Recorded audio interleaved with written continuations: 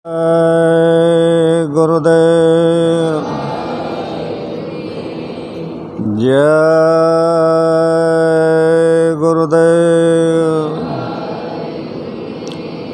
जय गुरुदेव नाम किसका? जय गुरुदेव नाम किसका? ये नाम नहीं इंसान का। तो प्रेम से बोलो जय गुरुदेव।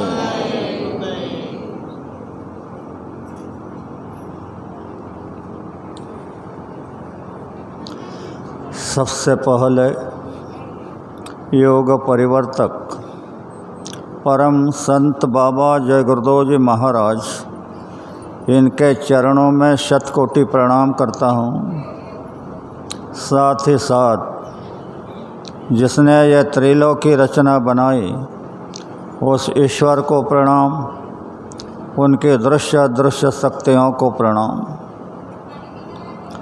और यहाँ पर साधना शिविर के निमित्त विभिन्न प्रांतों से आए हुए सत्संगी भाई और बहनें,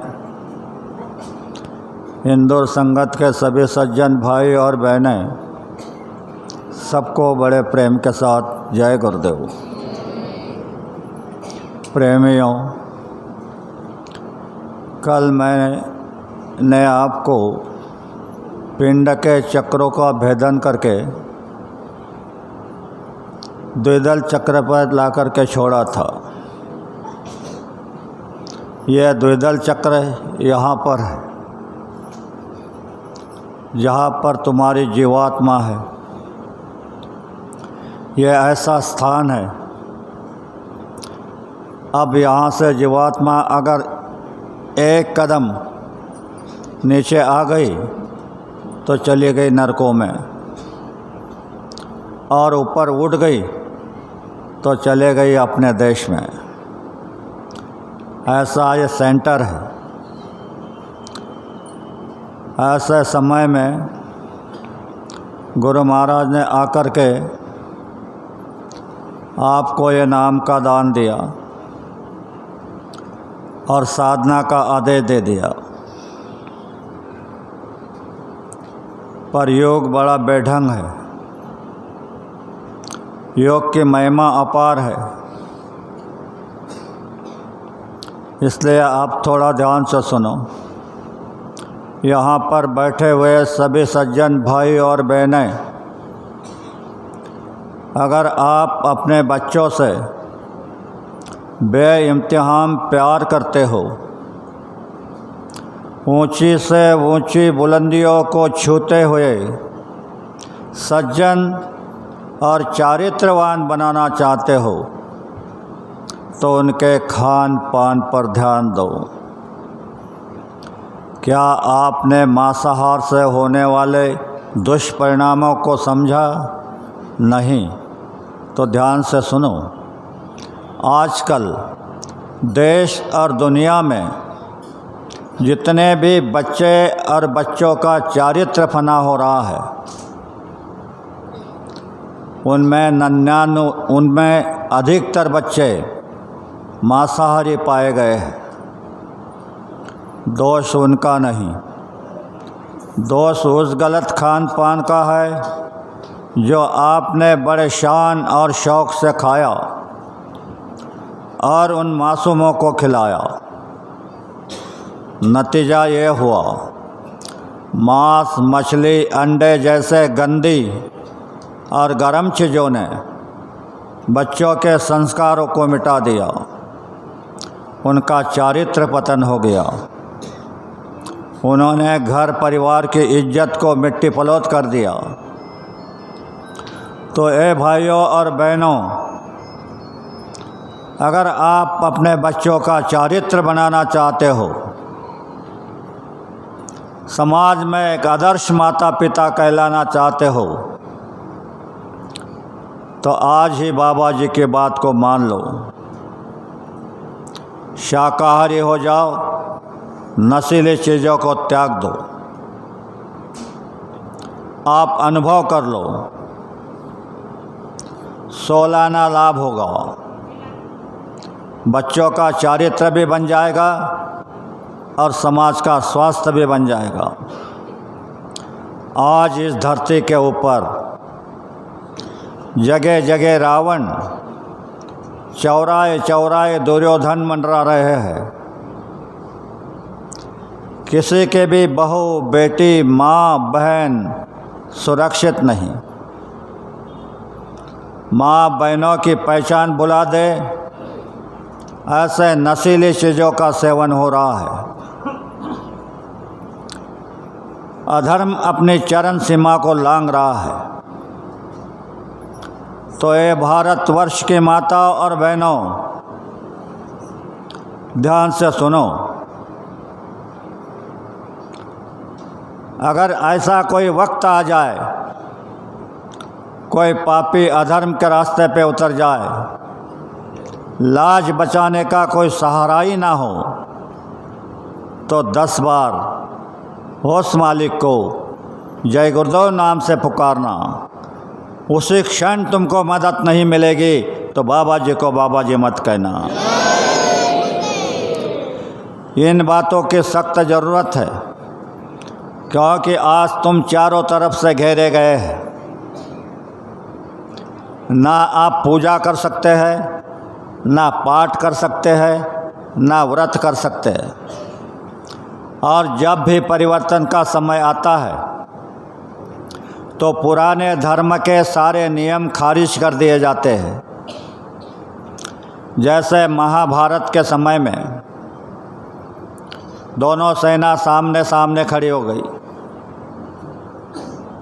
भगवान ने अर्जुन से कहा, उठाओ गांडीव। तो अर्जुन ने कहा, नहीं भगवान, ये सामने मेरे गुरु है, मेरे पिता है, मेरे पुत्र है, मेरे पौत्र है। इनको मारकर मुझे राजपाट नहीं चाहिए, चाहे तो मैं भीख मांग के गुजारा कर दूंगा। सोचो भाई बहनों, अर्जुन ने क्या गलत बताया था? धर्म ही तो कहा था। लेकिन उस समय परिवर्तन का समय था, तो यह धर्मों के सारे नियम खारिज हो गए थे। तो भगवान अर्जुन से कहने लगे, हे अर्जुन, सर्वधर्म परित्यज्य माम त्वम एकम शरणम गच्छामि। सभी धर्मों का नियमों का परित्याग करके तू मुझको शरण आ जा। तू सर्वधर्म नियम मुझको समर्पित कर दे और तू एक को शरण चला जा। अर्जुन मानने को तैयार नहीं था।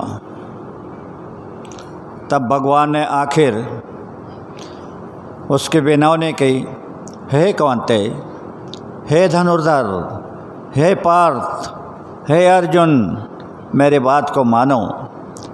अर्जुन मानने को तैयार नहीं था। तो कहा कि आग बंद करो।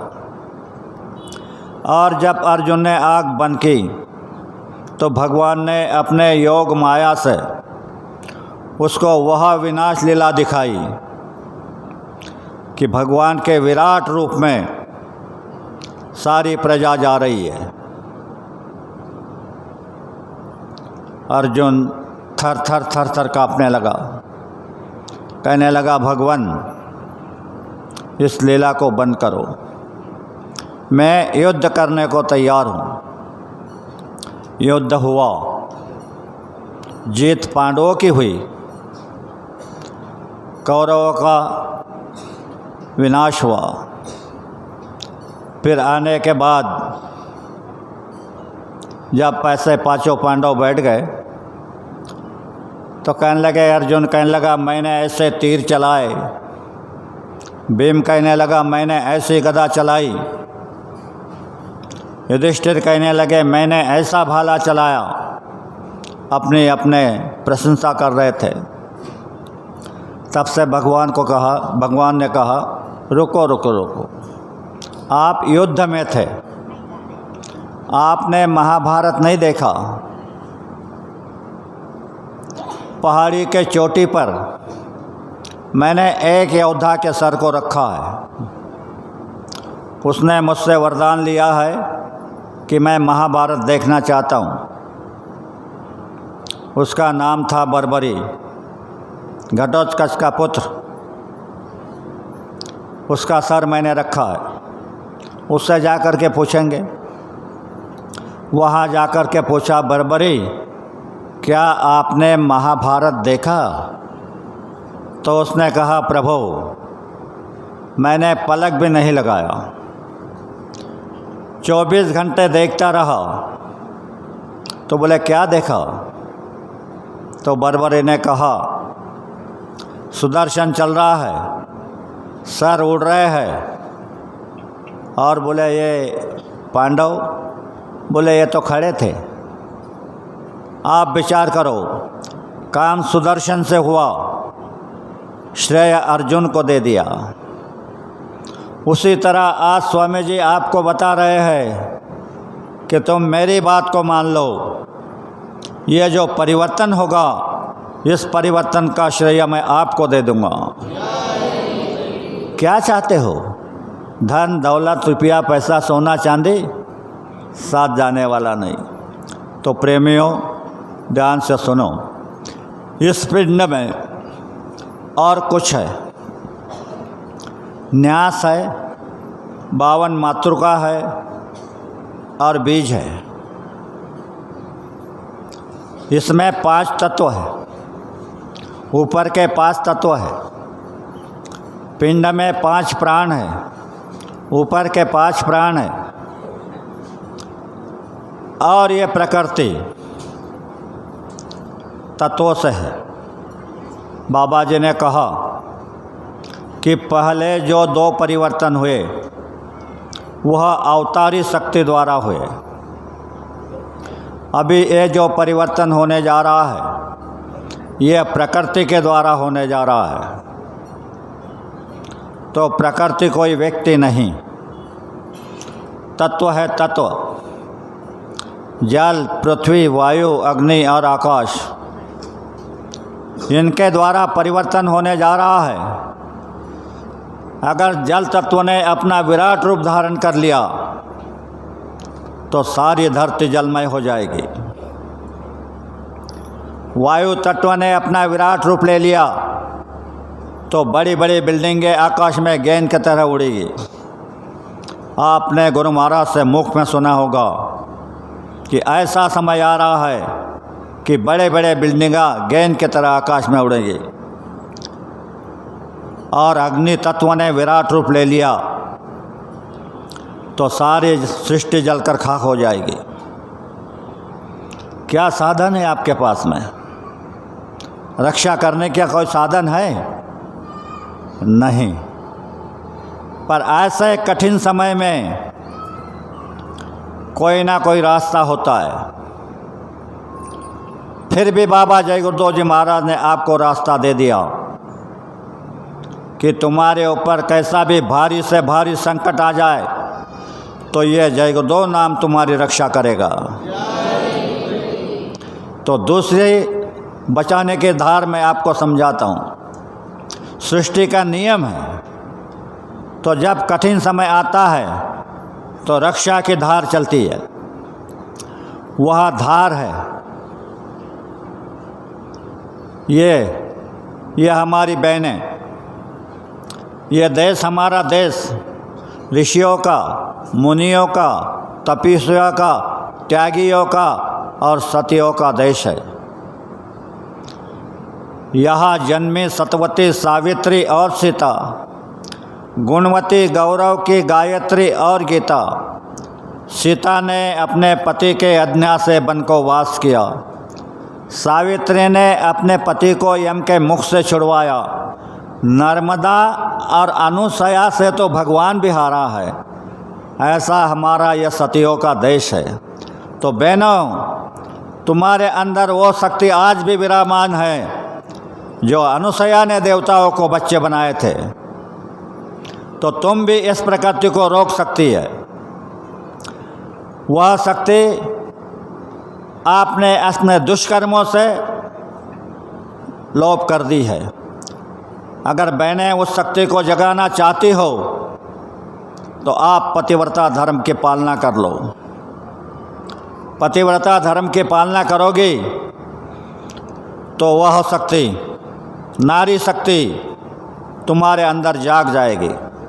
और फिर तुमने अगर देखा कि इधर से तूफान आ रहा है तो लेना अनुसया के तरह हाथ में जल और कहना कि हे बाबा जय गुरुदेव जी महाराज, मैं आपके आदेश का पालन कर रही हूँ।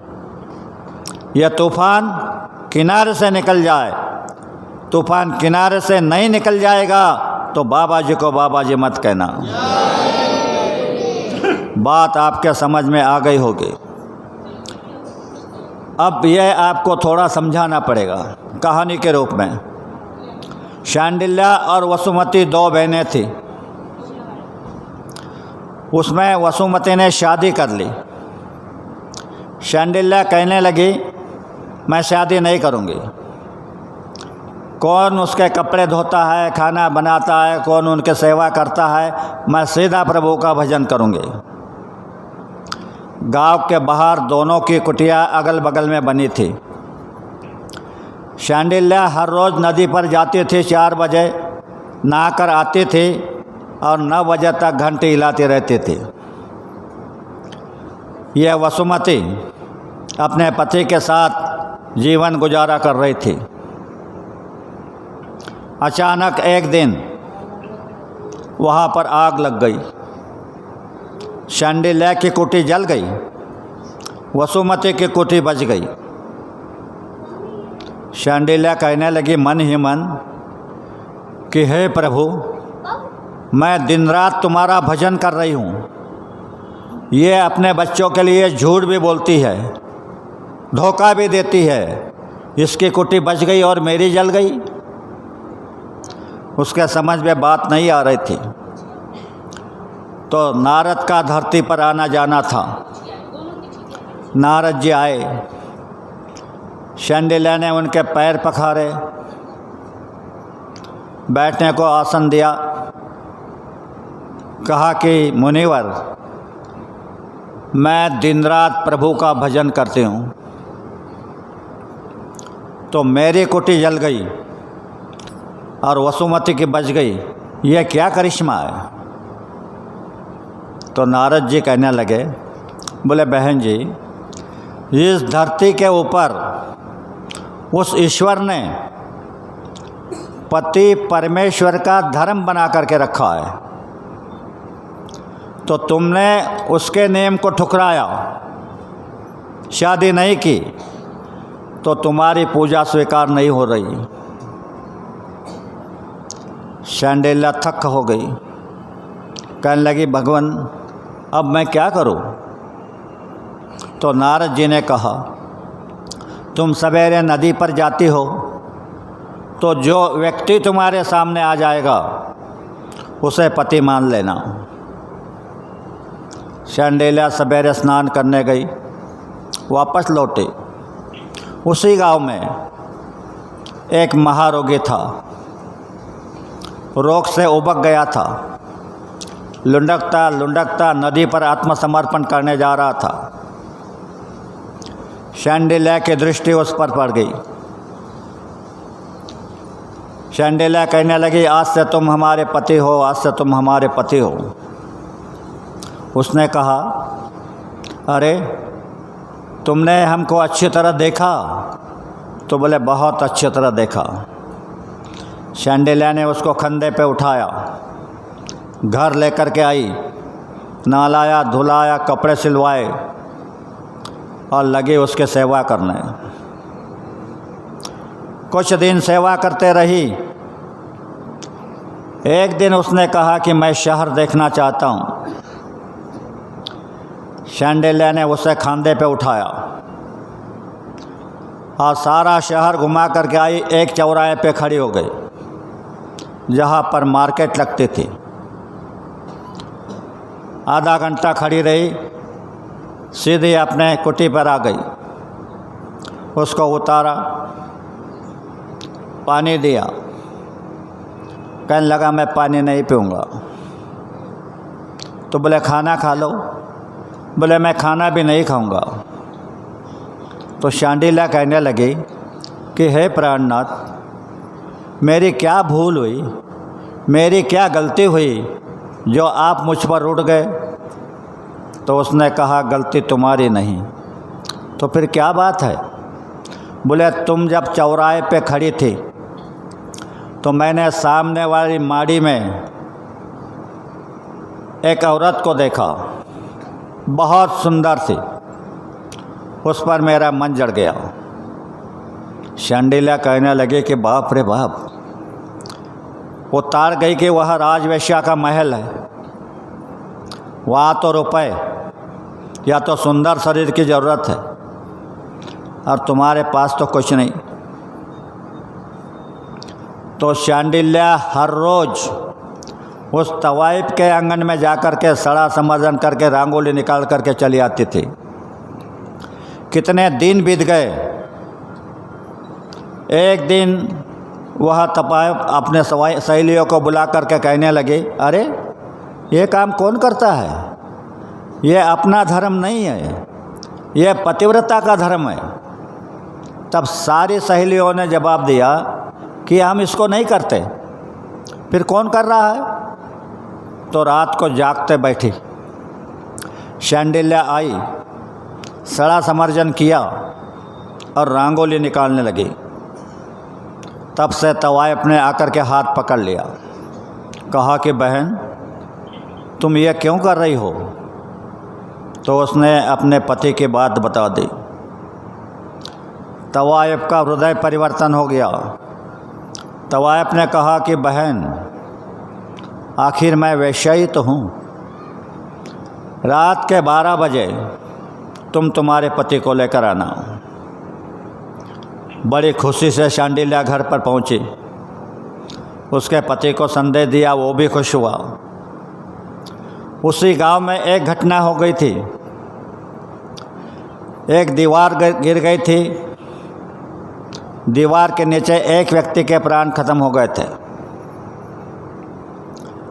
तो वहाँ का नियम था खून के बदला फांसी।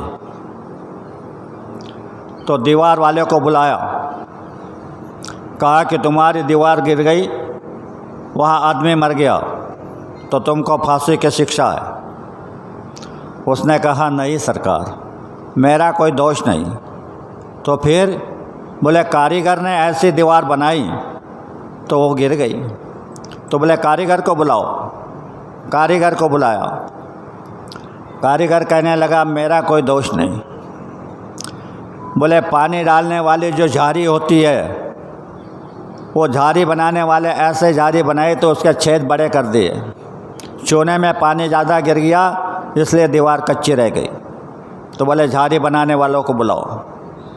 उसको बुलाया। तुमने ऐसे कैसे झारी बनाई जो ज़्यादा पानी गिर गया, दीवार कच्ची रह गई, गिर गई तो आदमी मर गया, तो तुमको फांसी? कहने लगे नहीं सरकार, मेरा कोई दोष नहीं। कोतवाल साहब ने सवारी निकाल थी बहुत धूमधाम से। उस सवारी के तरफ देखते देखते मेरे हाथ से छेद बड़े हो गए। तो दोष मेरा नहीं, कोतवाल साहब का दोष है। तो बोले कोतवाल को बुलाओ। उस नगरी का नाम था अंधेरी नगरी, चौपट राजा, टकेसर भाजी और टकेसर खाजा। हर चीज़ एक आने के शहर भर बिकती थी। वहाँ पर दो, एक चेला और एक महात्मा आए और ये चेला दो आने मिल गए तो 2 किलो मिठाई लेकर के गए। महात्मा कहने लगे यहाँ पर तो बहुत भिक्षा मिलती है। उसने कहा नहीं सरकार, भिक्षा तो कम मिली, लेकिन यहाँ हर चीज़ टके से बिकती है। तो महात्मा कहने लगे यहाँ रहना उचित नहीं है। शिष्य ने कहा नहीं महाराज, बहुत अच्छा स्थान है, मैं तो यही रुकूंगा। बोले ठीक है आप रुको, मैं जाता हूँ, पर ज़रूरत पड़ेगी तो मुझे याद कर लेना। तो वहाँ पर राजा ने कोतवाल को फांसी का हुक्म दे दिया। कोतवाल ऐसे पतले थे, फांसी का फंदा मोटा था। जल्लाद ने कहा कि कोतवाल को फांसी नहीं लग रही है। तो राजा ने कहा किसी मोटे आदमी को पकड़ करके लाओ और फांसी पे लगा दो। तो मोटे आदमी को पकड़ने गए तो ये शिष्य हर रोज़ अच्छा अच्छा खाना खा कर के तगड़ा बन चुका था। इसको लेकर के गए और चढ़ा दिया फांसी पर। तो राजा ने पूछा पहले कि तुम क्या चाहते हो? तो उसने कहा मैं थोड़ा मेरे गुरु को याद करना चाहता हूँ। ठीक है, इसको इसके गुरु को याद करने दो। वो याद करने लगा, गुरु महाराज हाजिर हो गए। उसके कान में कुछ कहा तो गुरु कहने लगे कि मुझे फांसी जाने दो बच्चा। चेला कहने लगा नहीं गुरु महाराज मुझे जाने दो। दोनों में हुज्जत होने लगी। राजा पूछने लगा क्या बात है? तो महात्मा ने कहा, बोले सरकार आज का मुहूर्त ऐसा है, आज के दिन जो फांसी जाएगा वह सीधा वैकुंठ जाएगा। तो अंधेरी नगरी चौपट राजा के राजा उन्होंने कहा इनको छोड़ दो और जल्दी से जल्दी मुझे फांसी पर लटकाओ। तो अंधेरी नगरी का ये होता है, आज सारा अंधेरा हो रहा है। तो शांडिल्य ने अपने पति को उठाया और जाने लगी। तो उस समय दरोजे में फांसी दी जाती थी। उस सन्यासी को फांसी लगा दी थी। उसने अपने प्राण ब्रह्मांडों में चढ़ा दिए थे। ये चली तो उसके पति का धक्का उस साधु को लग गया। साधु तिलमिला उठा, कहने लगा जिसका मुझे धक्का लगा है वह सूरज निकलते ही मर जाएगा। शांडिल्य रुक गई, मुड़कर कहने लगी क्या कहा? तो बोले जिसका मुझे धक्का लगा है वो सूरज निकलते ही मर जाएगा। शांडिल्य ने अपने पति को उतार दिया और हाथ जोड़कर धरती माता से कहने लगे कि हे धरती माँ, मैं नारद जी के वचनों का पालन कर रही हूँ, तो तुम अपनी गति को रोक दो। तो देखती हूँ कैसे सूरज निकलता है। पतिव्रता के आदेश से धरती की गति रुक गई। चारों तरफ अंधकार हो गया। देवता को पता चलता कि शांडिल्य का प्रण है। तो देवता उतर करके नीचे आए। शांडिल्य से कहने लगे बहन तुम 1.25 प्रहर तुम्हारे पति को मरने दो, हम इसको सुंदर शरीर से उठा देंगे। शांडिल्य ने कहा मुझे सुंदर शरीर की ज़रूरत नहीं, मैं एक पल भी वैधव्य बर्दाश्त नहीं करूँगी। शांडिल्य वैधव्य बर्दाश्त करने को तैयार नहीं। साधु का श्राप वापस जाता नहीं। देवता चक्कर में आ गए कि क्या करें। तो ध्यान से सुनो बहनों, वह शांडिल्य का वैधव्य आपको 5 दिन के लिए बांट दिया है। तो इसलिए इसका एक नियम है, प्रकृति का नियम है। कोई भी बहन महावारी में 5 दिन तक खाना नहीं बनाए और परिवार को ना खिलाए। अगर आप परिवार को खाना खिलाओगे उसी समय तो तरह तरह की बीमारी लग जाएगी। ये बात को अच्छी तरह ध्यान में रखो। इधर शांडिल्य के पति सुंदर शरीर में उड़ गए। कहने का तात्पर्य मेरा यह है कि शांडिल्य ने पति सेवा की तो धरती 5 तत्वों में से पृथ्वी तत्व जो है उस पर उसका आदेश हो गया। उसी तरह अगर तुमने पतिव्रता धर्म की पालना कर ली तो इन 5 तत्वों पर जल पृथ्वी वायु अग्नि पर तुम्हारा अधिकार हो जाएगा और तुम जो कहोगी वह प्रकृति को करना पड़ेगा। नियम होता है, आज का नियम है। बाबा जय गुरुदेव जी महाराज ने आज के नियम को सेवा का व्रत बना दिया। कहा कि हर गांव पड़ेगा डाका, गुंडों से रहेगा धाका, सेवा करेगा कोई बाका, होगा सतयुग का अधिकारी। जो तुम आवाज़ लगा रहे हो कि कलयुग जाएगा सतयुग आएगा, कलयुग जाएगा सतयुग आएगा, तो इस सतयुग को देखना चाहते हैं तो सेवा करो, ये आदेश है। इसका जीता जागता उदाहरण मैं आपके सामने रखना चाहता हूँ। 31 तारीख को बिरवाड़े में सत्संग था। हमारे सारे सत्संगी भाई महाराष्ट्र के वहाँ पर इंदौर आने के लिए गाड़ियाँ लेकर के आ गए थे। वहाँ पर मैं सत्संग दे रहा था। सत्संग में उन भाइयों को समझाया कि आप मेरे साथ इंदौर चल रहे हो तो चलो। वहाँ पर एक जीता जागता देवता है, सत्संगियों के सेवा के लिए दिन रात कष्ट करता है।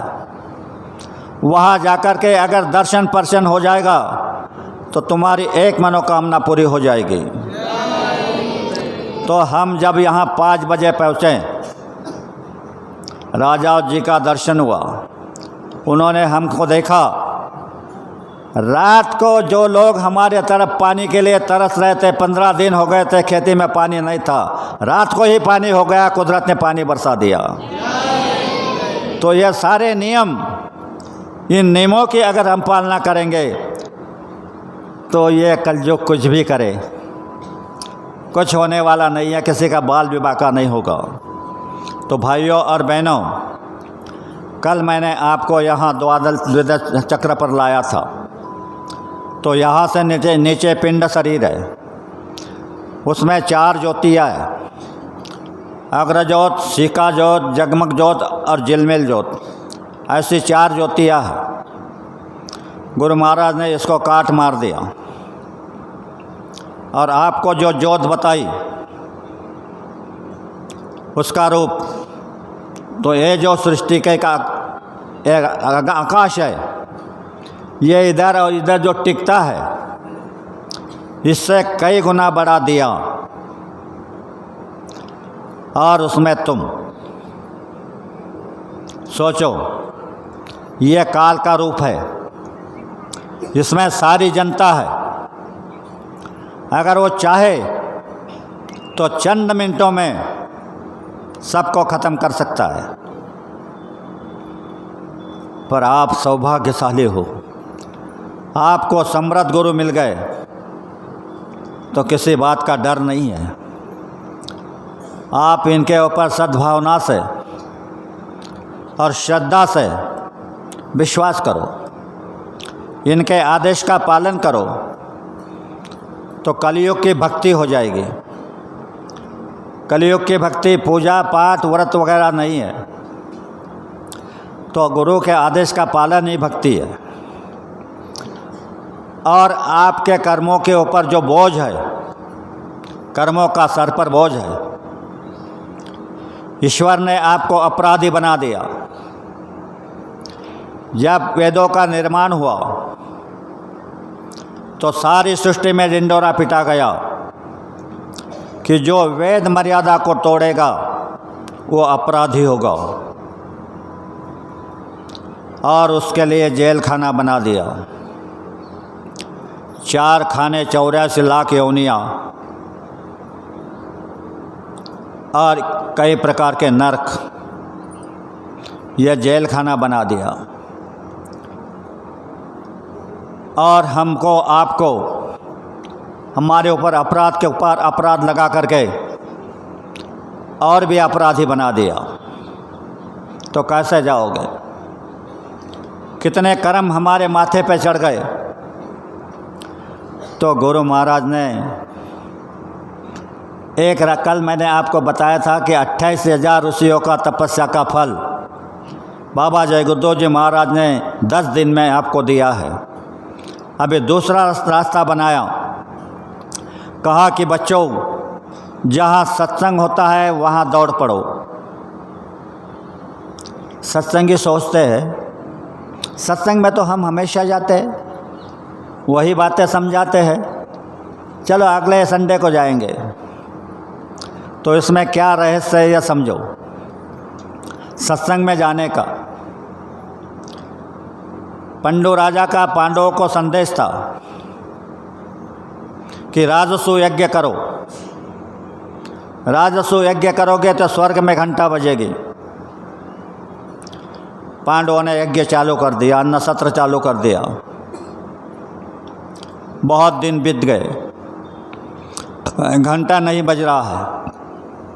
युधिष्ठिर ने भगवान से पूछा, प्रभु घंटा क्यों नहीं बज रहा? तो भगवान ने कहा, बोले युधिष्ठिर, तुम्हारे गांव के बाहर एक महात्मा रहते हैं, सुपच नाम के, जाति के भंगी है। वो खाना खाने नहीं आए, वो आ जाएंगे, भोजन कर लेंगे तो घंटा बज जाएगा। युधिष्ठिर उनको बुलाने गए, कहने लगे कि महाराज हमारा अन्न सत्र चल रहा है तो मैं भोजन का निमंत्रण देने आया हूँ। सुपच जी ने कहा, मुझे 101 यज्ञ का फल चाहिए। युधिष्ठिर कहने लगे, बोले महाराज हम तो यह पहला यज्ञ कर रहे हैं, 101 यज्ञ का फल कहाँ से लाएंगे? बोले मैं नहीं आऊँगा। वापस आ गए। फिर भीम गए, अर्जुन गए, नकुल सहदेव गए, सभी को एक ही जवाब। तो द्रौपदी हाथ जोड़ कर खड़ी हुई, भगवान से कहने लगी कि प्रभु क्या मैं जाऊं? तो युधिष्ठिर कहने लगे, अरे हमारी नहीं मानी तो तुम्हारी कहाँ से मानेगा? तो द्रौपदी ने लीन होकर के कहा, भगवान अगर आपका आदेश हो तो मैं जाती हूँ। भगवान सब जानते थे। कहा कि तुमने हठ पकड़ा है तो जाओ। द्रौपदी सुपच के पास गई, प्रणाम किया, कहा कि महाराज हमारे यहाँ राजस्व यज्ञ हो रहा है, अन्न सत्र चल रहा है, तो मैं भोजन के लिए बुलाने आई हूँ। द्रौपदी को वही जवाब दिया। तो द्रौपदी ने नम्र भाव से कहा, बोले महाराज आपके जैसे महात्माओं ने कहा है कि संत दरस को जाइए तज ममता अभिमान, जो जो कदम आगे बढ़े कोटि यज्ञ समान। तो मैं ममता अभिमान को तजकर आपके दर्शन को आई हूँ। कितने कदम हो गए, कितने कोटि यज्ञ का फल मेरे खाते में आ गया, उसमें से 101 निकाल लो। सुपच को जाना पड़ा। तो वही सिद्धांत पकड़ करके बाबा जी ने आपको आदेश दिया है कि सत्संग में जाओ, वहाँ गुरु महाराज हाजिर नाजिर होते हैं, लेकिन ममता और अभिमान को टच करके, ममता अभिमान टच करके जाओगे तो जितने कदम आप चलोगे उतने कोटि यज्ञ का फल आपके खाते में जमा हो जाएगा। अलग तरीके से महापुरुष आपको हल्का करना चाहते हैं और आपको ऊंचे से ऊंचे पदवी पर ले जाना चाहते हैं। हम भ्रम और भूल में भटकते हैं। यह देश भूल और भ्रम का है। यहाँ पर सच्चाई कुछ नहीं। सब आपने वो प्रार्थना गाते हो ना कि गुरु दरिया में नहाना, मन कहीं भूल मत जाना। गुरु दरिया यानी गुरु के वचन, असंख्य वचन हैं, उन वचनों को याद करना। कहा कि गुरु दरिया का जल सदा निर्मल, गुरु के वचन सदा के लिए निर्मल है, उसमें कोई मिलौनी नहीं, वह निर्मल है। उसको याद करोगे तो तुम्हारा काम बन जाएगा। तो गुरु दरिया का जल सदा निर्मल, पीवत उपजत ज्ञाना, याद करने से ज्ञान की प्राप्ति होती है। आगे कहा, सूर नर मुनिवर पीर औलिया, यह सब भरम भुलाना। यह जितने भी धरती पर होकर के गए यह भ्रम में चले गए। गुरु चरण में 68 तीर्थ। आज लोग तीर्थ करने इधर जाते हैं, उधर जाते हैं, उधर जाते हैं, लेकिन ये बताया गया कि गुरु चरण में 68 तीर्थ, गावत वेद और पुराना। वेद भी ये गा रहे हैं, पुराण भी यह गा रहे हैं कि गुरु के चरण में 68 तीर्थ है। तो ऐसे गुरु आपको मिल गए, इनके चरणों में वंदन करो, सारे तीर्थ आपके बन जाएंगे। तो भाइयों और बहनों, इस भ्रम में मत भूलना। मैं जानता हूँ ब्रह्म इतनी बड़ी चीज़ है, तो उसने अर्जुन को भी ब्रह्म में डाल दिया था। एक बार भगवान और अर्जुन निकल पड़े। रास्ते में एक तालाब लगा। भगवान ने कहा, अर्जुन तुम मुझे भूल मत जाना। तो अर्जुन ने कहा, भगवान यह कैसे हो सकता है? अर्जुन और भगवान को भूल गया, यह कभी भवन में भी नहीं हो सकता है, ख्वाब में भी नहीं हो सकता है। बोले ठीक है। बोले नहा लेंगे तालाब में। रथ खड़ा कर दिया, कपड़े उतार करके तालाब में डुबकी लगाई। अर्जुन ने जब बाहर निकला, देखता है तो ना रथ है ना कृष्ण है। कहने लगे कहाँ गए होंगे? सोचा कि चलो आगे गए होंगे, मिल जाएंगे। चलने लगे। रास्ते में जो व्यक्ति मिलता था उससे पूछते थे, क्या तुमने भगवान कृष्ण को देखा? तो वो कहता था, अरे पागल, भगवान तो द्वापर युग में थे, यह तो कलयुग है। ऐसे करते करते अर्जुन एक गांव में पहुंच गए। वहाँ महाभारत का पाठ पंडित जी पढ़ रहे थे। ये जाकर के आप बैठे, ऐसे पीछे जाकर के बैठ गए। पंडित जी महाभारत पढ़ रहे थे। उसमें बड़े बड़े योद्धाओं का नाम आने लगा। उसमें अर्जुन का भी नाम आ गया। तो अर्जुन उठ के खड़े हो गए, मैं अर्जुन हूँ। बच्चों ने उसको पीटना शुरू कर दिया। अरे पागल, अर्जुन द्वापर युग में था, यह कलयुग है।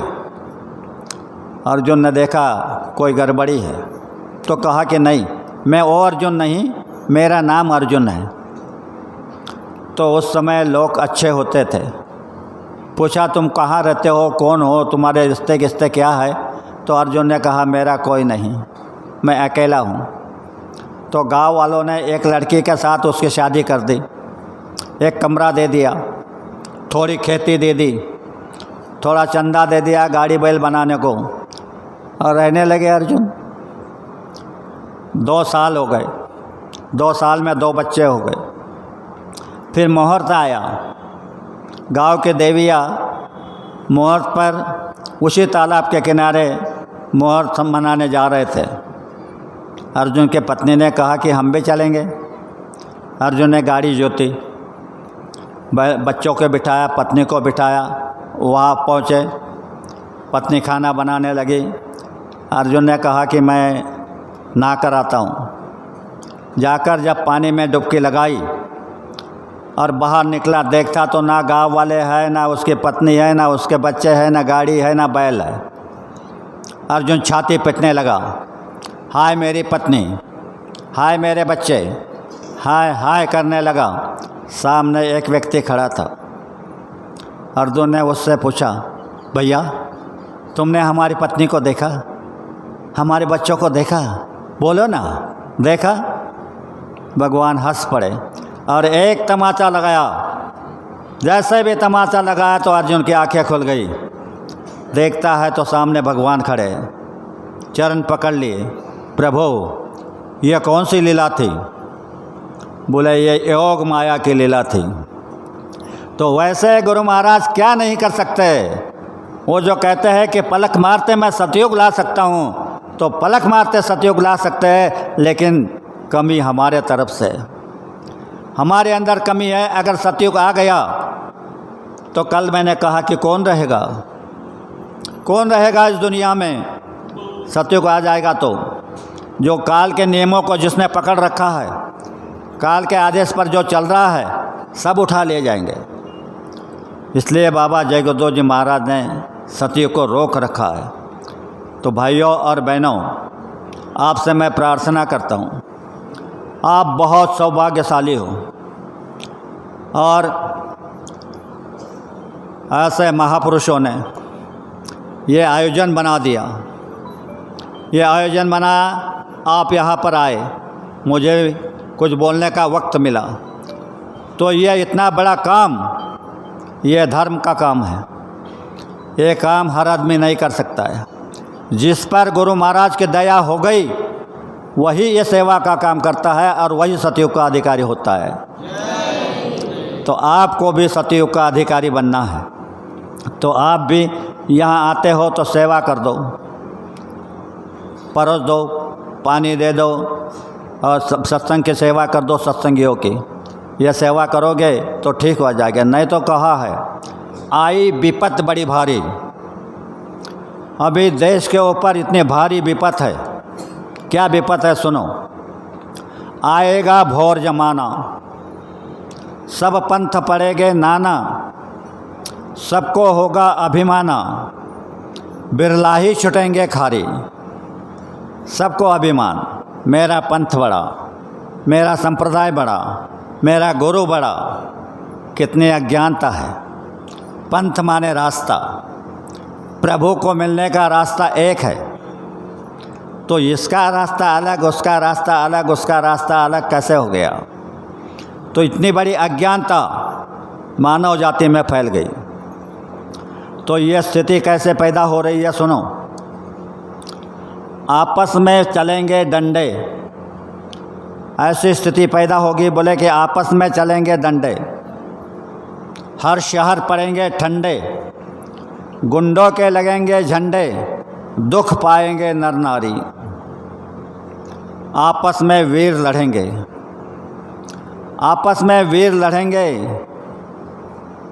हर गांव में खून बहेंगे, नहीं किसका ज्ञान सहेंगे। ऐसी अवस्था हो जाएगी तो ज्ञान भी बर्दाश्त नहीं करेंगे, नहीं किसका ज्ञान सहेंगे, दुख पाएंगे पिता महतारी। हर गांव पड़ेगा डाका, गुंडों से रहेगा धाका, सेवा करेगा कोई बाका, होगा सतयुग का अधिकारी। गर है इसको भगाना। ये जो स्थिति है, इसको अगर भगाना चाहते हो, गर है इसको भगाना, तो सभी एक हो जाना। कहे टुकड़ा सुन लो गाना, अब मत करो देरी थोड़ी। तो महापुरुष ये आदेश दे रहे हैं कि आप सब एक हो जाओ, एकता बना लो, क्योंकि यह जनता जनार्दन का नियम बना दिया। पहले तो अपने बाहुबल से राजा राज जीतते थे, अब जनता के वोट से राजा आते हैं, यानी जनता का उदाहरण है। इस विधान में जो जनता कहेगी वो हो जाएगी, और यही हो रहा है। मैं देख रहा हूँ, यह बारिश जब नहीं होती है तो गांव के लोग चौराहे पर बैठते हैं और कहते हैं अब वो आएगा नहीं, अभी आएगा नहीं। सौभाग्य से बारिश हो जाती है, फिर दूसरे दिन कहने लग जाते हैं अब वो जाएगा नहीं। आता नहीं था तो बोले आएगा नहीं, आ गया तो बोले जाएगा नहीं। और चौराहे पे चर्चा करते हैं, कोई कहता है कि इस साल फसल बड़ी अच्छी है, तो दूसरे कहते हैं वो खाने नहीं देगा। तो ये जो जनता बोलती है तो उसका कोई दोष नहीं, वो वैसे ही अनाज को बिगाड़ देता है, फसल को बिगाड़ देता है तुम्हारे। और कह उसको पूछा जा रहा है ये क्या है, तो वो कहता है मेरा कोई दोष नहीं, मैंने जो जनता जनार्दन का विधान बनाया है तो उसी विधान से काम कर रहा हूँ। उसी तरह ये हमारी माताएं बहनें, हाथ जोड़ता हूँ आपको, अपनी बच्ची को कभी भद्दी गाली मत देना, बोल कर भी भद्दी गाली मत देना।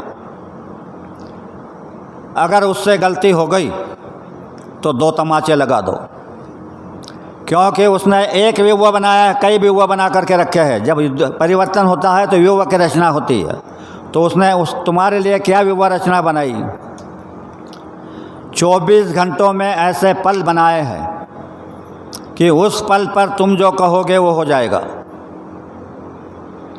तो तुम अगर अपनी बच्ची को भद्दी गाली दोगे तो बच्चे का चारित्र फना हो जाएगा। उसको महात्मा पूछेंगे कि ये क्या हो रहा है, तो वो बोलेगा मेरा कोई दोष नहीं, उसके माँ का शब्द है। तो इसलिए कभी भी बच्ची को भद्दी गाली मत देना। भाइयों से भी प्रार्थना है, बच्चे की गलती हो गई तो 2 डंडे लगा दो, लेकिन ये मत कहना कि जा रेल पटरी में गिर जा पॉइजन लेके मर जा फांसी लगा ले। ये शब्दों का उच्चारण मत करना। अगर उस पल पर तुमने कह दिया तो बच्चा वही करेगा, रेल पटरी में जा कर के गिरेगा। फिर तुम छाती पिटोगे मेरा बेटा था कहाँ गया, मेरा था कहाँ गया। वो कहेगा मेरा कोई दोष नहीं। ये सारे विधान उसने बना करके रखे और ये बीमारी का विधान बना दिया। आज बड़े बड़े अस्पतालों से मरीज वापस आ रहे हैं, डॉक्टर बता रहे हैं ना इलाज मरीज है, इसका कोई इलाज नहीं, ना इलाज मरीज है। तो क्या करोगे? तो अब क्या बना है सुनो, जब न्यू धर्म की हिलती है तो हंसी खुदा से उतरती है। भूले जीवों पर रहमत की नज़र वो करती है। जो रूहे गुनाहों से दबी रहती पास नहीं आती, डरती है, बुला करके पास उनको राह खुदाए चलाते हैं। और जो काम दवा से नहीं होता वो काम दुआ से होता है। और ऐसे कामिल मुर्शिद मिलते हैं तो बात खुदा से होती है। आपका इतना सौभाग्य है कि आप खुदा से बात कर सकते हो। निर्मल हो जाओ, अपने अंदर में किसी भी प्रकार का ऐंठन मत रखो, ना ईर्ष्या, ना द्वेष, ना मत्सर, किसी प्रकार का ऐंठन मत रखो। निर्मल हो जाओ। अगर आप निर्मल हो गए तो मैं बाबा जी के सामने बोल रहा हूँ, बकवास नहीं कर रहा हूँ। आप निर्मल हो गए तो आप कहोगे तो प्रकृति आप ले उंगलियों पर काम करेगी। ये तो आपके मुट्ठी में होगा। तो भाइयों और बहनों, आज दूसरे दिन के ये चौथा सत्र आपका मिटा है। ये दो शब्द आपके सामने रखें। आगे चल कर के और कुछ बातें मुझे ज़रूरी बातें बताना है, वो मैं कल आपके सामने रखूँगा। घर कोई रुक गया हो तो उनको बोल देना कि शाम को आ जाना, क्योंकि ऐसे मौके बार बार नहीं आते। सत्संग जो है तो महापुरुषों की दौलत है। सत्संग दो प्रकार के होते हैं, एक होता है प्रवचन और एक होता है सत्संग। प्रवचन जो होता है वो किताबों में पढ़कर, किसी से मुख से सुनकर, या कोई अभी व्हाट्सएप निकले व्हाट्सएप में आए हुए कहानियों को सुनकर के बता देना, यानी दूसरे के वचनों को सुनाना, इसको प्रवचन कहते हैं। और सत्संग होता है कि जो अनुभव करके बताता है उसे सत्संग कहते हैं। तो भाइयों, कल मैं कुछ बातें आपको बताऊंगा। आज मैंने ये दो बातें रखी। अभी एक राष्ट्र वंदना होगी और इसके बाद आरती होगी। आरती के बाद प्रसाद वितरण होगा। आप सबको बड़े प्रेम के साथ जय गुरुदेव।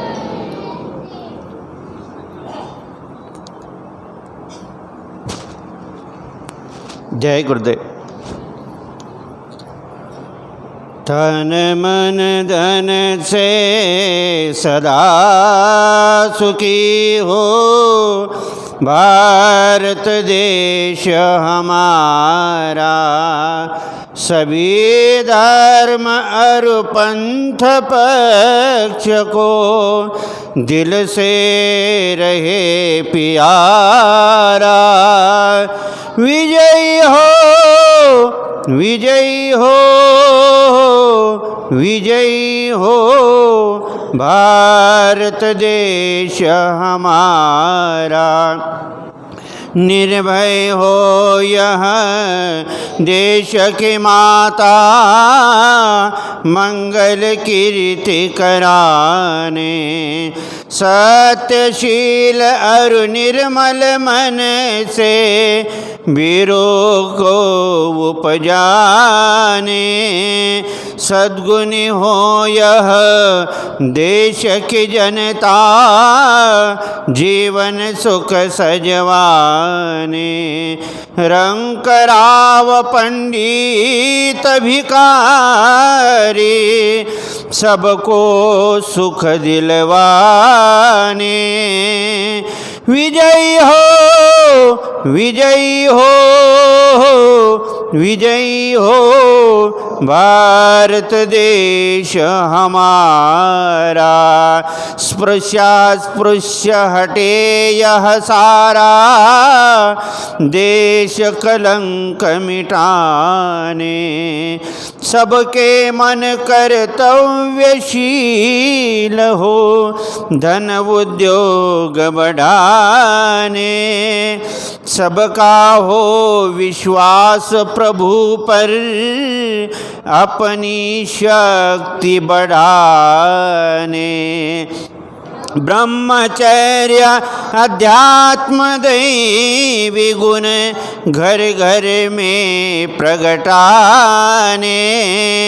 सारा भारत रहे सिपाही, शत्रु को दहशाने। तुकड़िया दास कहे स्फुरती हो, सबको भक्ति कराने। विजयी हो, विजयी हो, विजयी हो भारत देश हमारा। तन मन धन से सदा सुखी हो भारत देश हमारा, भारत देश हमारा। प्रेमी भाइयों और बहनों, कुछ बातें सुनने से होती है, कुछ देखने से होती है। अब 2 दिन से आप देख रहे हमारे ये समाधान भाई समय के कितने प्रबंधक हैं। अब 2 दिन पे देख लेना, ये तो 4 दिन का कार्यक्रम है, लेकिन वहाँ पर 9 दिन का कार्यक्रम होता है, तो ये रात दिन सोते नहीं। समय पर आवाज़ लगाना, समय पर सत्संगियों को सूचना देना, ये इनका दिव्य ऐसा काम है। तो आप भी इनको देख करके समय का ध्यान रखो और समय का ध्यान रखते हुए आओ जाओ और सत्संग को सुनो। जय गुरुदेव।